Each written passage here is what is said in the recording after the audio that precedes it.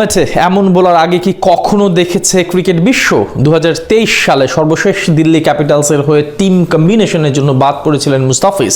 এরপর কেটে গেছে 3 বছর, পার হয়েছে 69 ম্যাচ। এই সময় দুনিয়ার বিভিন্ন ফ্র্যাঞ্চাইজি টুর্নামেন্ট খেললেও আর কোনো দল সাহস পায়নি ফিজকে সাইড বেঞ্চে বসিয়ে রাখার। টানা 69 ম্যাচ খেলে রীতিমতো ইতিহাস গড়লেন টাইগার কাটার মাস্টার মুস্তাফিজুর রহমানের। এমন কীর্তি নিয়ে বাকিটা জানবো রিপোর্ট।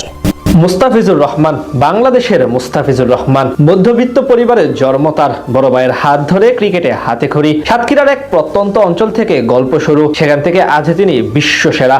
এমনকি এবার এমন এক কীর্তি করলেন যেটা ক্রিকেট বিশ্বে বলা চলে এক প্রকার বিরল। কেন তিনি বর্তমানে দুনিয়ার সেরা ফাস্ট বোলার তার প্রমাণ পাওয়া গেল হাতে নাতে। টানা 69 ম্যাচ ধরে ফ্র্যাঞ্চাইজি টুর্নামেন্টে যতগুলো ম্যাচে তিনি স্কোয়াডে ছিলেন সবকটিতে ছিলেন একাদশে।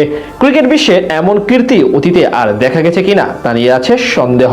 ছোটকালে আমরা সবাই পড়েছি, আমাদের দেশে হবে সেই ছেলে কবে, কথায় না বড় হয়ে কাজে বড় হবে। মুস্তাফিজুর রহমান যেন ঠিক সেই চরিত্রটি। 2015 সালে অভিষেকের পর থেকে এখন অব্দি বল হাতে প্রতিনিয়ত উন্নতি করে চলেছেন মুস্তাফিজ। বাম হাতের শৈল্পিক কারুতে মুগ্ধ করেছেন সব ক্রিকেট রথী মহারথীদের। তাই তো অল্প দিনে পেয়ে যান কাটার মাস্টার উপাধি। শুধু দেশের জার্সিতেই না, ফ্র্যাঞ্চাইজি টুর্নামেন্টেও নিজেকে নিয়ে গেছেন অনন্য উচ্চতাতে।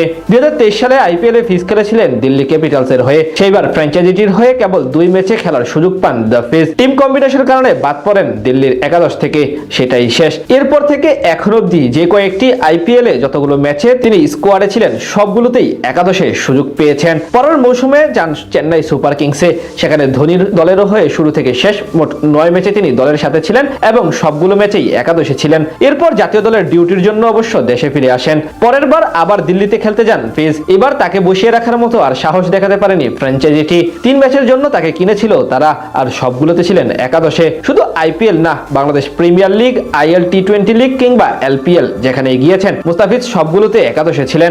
এমন কোন ফ্র্যাঞ্চাইজি নেই যারা কিনা তাকে বাদ দেওয়ার মতো সাহস দেখাতে পেরেছে। এই সময় টানা 69 ম্যাচে একাদশ থেকে এক প্রকার বিশ্ব রেকর্ডের মতো কীর্তি করলেন দ্য ফিজ। এর মধ্যে বিপিএল এ 32 ম্যাচ খেলে শিকার করেছেন 42 উইকেট। আইপিএল এ টানা 2 সিজন মিলিয়ে 12 ম্যাচ খেলে শিকার করেছেন মোট 18 উইকেট। আইএল টি20 লিগে 8 ম্যাচে তার ঝুলিতে উঠেছে 15 উইকেট। এছাড়া আবুধাবি টি10 লিগে খেলে নিয়েছেন 6 উইকেট। চলমান পাকিস্তান সুপার লিগে এখন অব্দি 2 ম্যাচে আউট করেছেন 2 ব্যাটারকে, আর লঙ্কান প্রিমিয়ার লিগে 10 ম্যাচে 11 উইকেট। অর্থাৎ এই সময়ে যতগুলো ম্যাচে তিনি ফ্র্যাঞ্চাইজিগুলোর স্কোয়াডে ছিলেন সবগুলোতে তিনি একাদশে ছিলেন। অর্থাৎ একটি ম্যাচও তাকে বাদ পড়তে হয়নি বা ডাগ আউটে থাকতে হয়নি। মুস্তাফিজ যেখানে গিয়েছেন সমান্তলে পারফরমেন্স করেছেন, আর ঠিক এই কারণেই তাকে বাদ দেওয়ার মতো সাহস দেখাতে পারেনি কেউ। এমন পেসার বর্তমান দুনিয়ায় আর দ্বিতীয়টি আছে কিনা সেটা এক প্রকার সন্দেহ করার মতোই। মুস্তাফিজ এই কারণেই অনন্য বিশ্ব সেরা।